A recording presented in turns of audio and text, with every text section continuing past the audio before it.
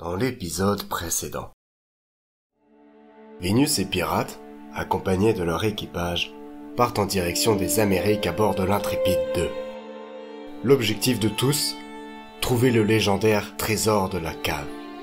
Mais, de tempête en déconvenue, la traversée de l'océan Atlantique se révélera plus difficile que prévu. Ces différentes épreuves permettront au moins à l'équipage de découvrir son potentiel et aux membres de celui-ci de faire connaissance. Bill, le maître d'équipage énigmatique, Bruce, le marin expérimenté, et les autres matelots sont alors plus que soulagés de voir le profil de Giramar, la grande ville pirate, se dessiner à l'horizon après 12 semaines de navigation. C'est dans une taverne de cette ville qu'ils vont découvrir des indices sur la prochaine étape vers le trésor. Cependant, ils apprennent aussi qu'ils ne sont pas les seuls sur le coup. En plus de la marine, un étrange et terrifiant équipage de pirates, dit de l'astre tardif, pourrait s'avérer être un défi supplémentaire entre Vénus et Pirates et le plus grand trésor jamais convoité. Mais cela ne leur fait aucunement peur, et ils se sont déjà mis en route vers leur nouvel indice.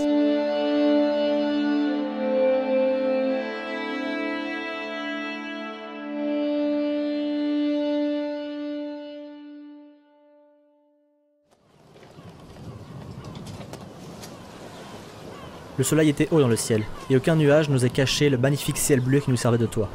Un léger vent frais me caressait la nuque. Quelle joie!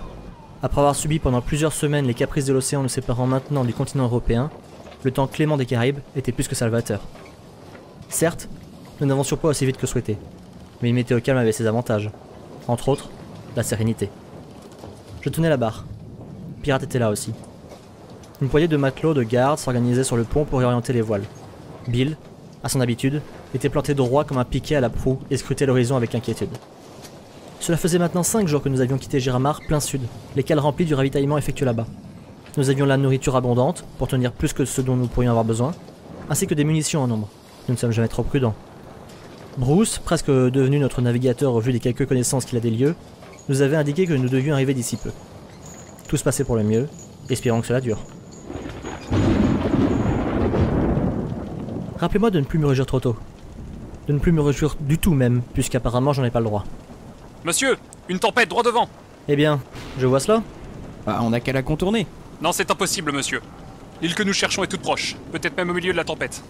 Qu'en pensez-vous? Bon, ça va se reposer comme ça, on y va. Le vent se lève, on va s'amuser un peu. Vous avez entendu? Ça va secouer fort. Tout le monde à son poste, on se met à la cape et on maintient. Bruce partit en courant vers l'avant du pont alors que notre maître d'équipage Bill s'approcha du gros mât à la base duquel était fixée une petite cloche. Il saisit la corde et l'agita avec un entrain qu'on lui voyait rarement. Le son retentit, le combat contre mère nature pouvait débuter. Tous les matelots commençaient à s'affairer. Ceux qui se reposaient dans la cale sortaient sur le pont et recevaient leurs ordres. Le vent avait pris d'un instant à l'autre et en quelques secondes, les voiles avaient gonflé, les bouts étaient tendus. Bien que tout le monde faisait son possible dans la manœuvre, notre brigantin commençait à subir violemment le vent et les vagues. Abandonnez la cape, on tiendra pas et ça servira qu'à nous fatiguer. On va louvoyer, il faut qu'on remonte le vent là, absolument. Bill acquiesça d'un hochement de tête avant de donner quelques ordres. Plus nous nous engageons dans la tempête, plus le vent soufflait, plus le ciel se couvrait, plus les vagues grandissaient, plus le tonnerre se rapprochait et plus nos possibilités de faire demi-tour disparaissaient. Les combattants s'étaient salués et avaient fini de se tester. Les vrais coups allaient pouvoir être donnés. À ma droite, l'océan. L'espace le plus hostile à l'homme, féroce et ravageur, furieux et mangeur d'hommes. Il tue sans ménagement, dévore et ne recrache souvent jamais. Il attaque et défoule toute sa haine sur qui ose l'affronter. À ma gauche, l'Intrépide 2, navire de taille raisonnable surmonté d'une quinzaine de gaillards et gaillardes. Autant vous dire que si le combat que nous menions à ce moment-là était ouvert au pari, la côte ne serait pas en notre faveur. Et ça allait empirer car les événements qui suivirent s'enchaînèrent à un rythme effréné. Tout d'abord, la pluie se joint à la fête. D'un coup, le pont était trempé. Aussi car certaines vagues étaient tellement hautes qu'elles caressaient les vergues inférieures. Et après les grondements, les éclairs. Le combat semblait prendre un tournant assez défavorable. Malgré les efforts des matelots, le bateau n'avançait plus. Tout du moins, dans la direction souhaitée. La nouvelle capitaine, c'était elle, la mer. Mais notre objectif était si proche. On ne pouvait pas abandonner maintenant. Il fallait qu'on avance encore, juste un peu plus.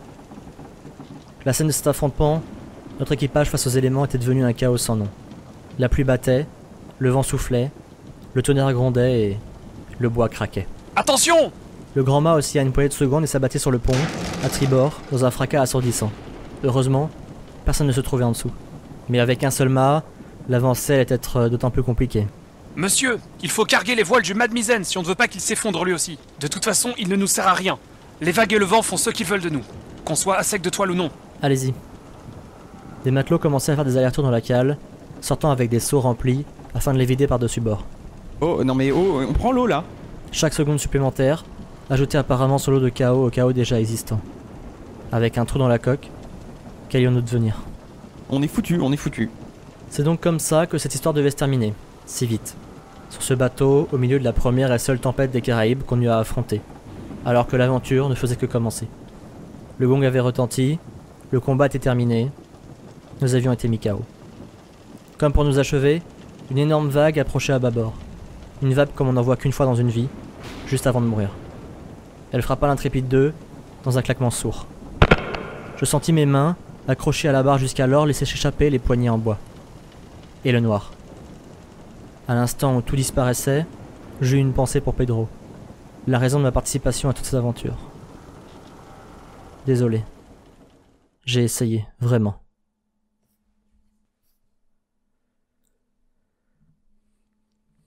Du sel?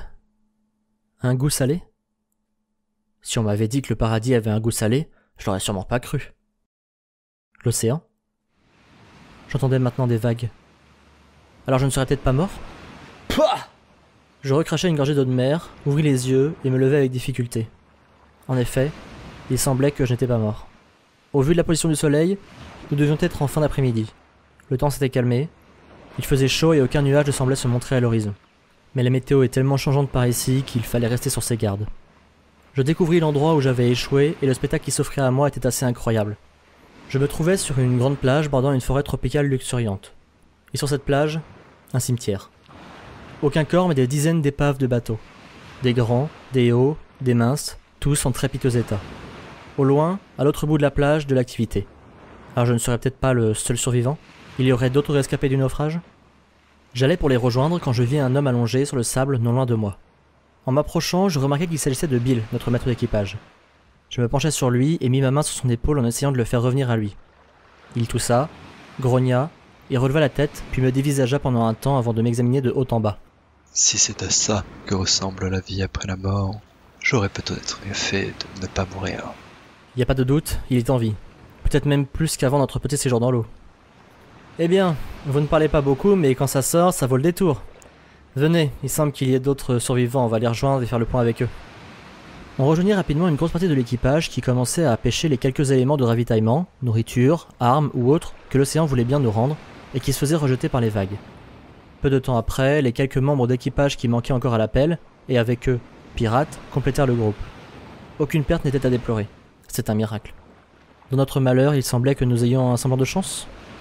Bruce, avez-vous une idée d'où nous nous trouvons? Pas le continent, c'est sûr. On était trop loin. Donc, une île, je suppose? Ben super, Bruce, l'expert en géographie, ça va nous aider. Est-ce que ça pourrait être l'île qu'on cherche? Vraiment, je sais pas. Mais vu le nombre d'archipels qu'il y a par ici, la probabilité est assez faible. Bon, eh bien, c'est pas très grave. Souvenez-vous de ce que je vous dis toujours. Il faut rester positif. À n'en point douter, l'Intrépide 2 s'est échoué sur un banc de sable pas loin. On va le remettre en état rapidement et repartir vers notre objectif. Alors, l'Intrépide 2, en fait, il est juste devant nous. Devant nous. Tout le monde se tourna vers l'océan. Il y avait en effet dans l'eau, à quelques mètres de la plage, les restes d'une structure de bateau dont les planches semblaient tenir péniblement les unes aux autres. Le flanc de la coque était éventré sur toute la longueur. Seul, un mât trônait encore laborieusement. Et on pouvait lire, plutôt distinctement, un nom sur l'un des morceaux de bois. Intrépide 2. Alors là, c'est possiblement un peu plus compliqué. J'imagine que c'est difficilement réparable? Le mât peut être utilisé. Après le reste, si vous me trouvez une coque à peu près en bon état, je peux essayer de faire quelque chose qui tienne au moins jusqu'à ce qu'on rejoigne un port. Après, on pourra voir pour faire de plus amples réparations, quoi. Oh, putain, une île, facile à trouver puisque tous les chemins y mènent. Non mais bordel, le pétard de continent de merde. Oh! Pirate donna un coup de pied dans le sable. Si tous les chemins y mènent, peut-être que vous y êtes déjà alors. La voix venait de derrière nous. Tout le monde se retourna d'un coup. À l'orée de la forêt, près de la plage, à moitié caché derrière un arbre, se trouvait un jeune homme. Il paraissait assez jeune, mais portait l'uniforme de la marine. Pirate sortit son épée et le pointa vers l'homme. Enfin, pirate, vous voyez bien qu'il s'agit d'un matelot de la marine. C'est forcément un ami. Quel est ton nom? Foka, monsieur. Eh bien, Foka, que fais-tu ici? Je suis coincé comme vous, j'imagine. Si vous êtes ici, ça veut dire que la marine aussi? Non. Je suis le dernier sur cet enfer. Et moi qui avais cru être sauvé pendant un instant. Et qu'est-ce que vous disiez? Vous croyez que nous sommes sur l'île que nous recherchons? Si vous recherchez la même île que la marine, alors oui, vous êtes sur la bonne. Mais ne vous faites aucune illusion, vous ne trouverez pas ce que vous êtes venu trouver, et vous ne repartirez jamais d'ici en vie. En effet, je n'aurai donc jamais le droit de me réjouir.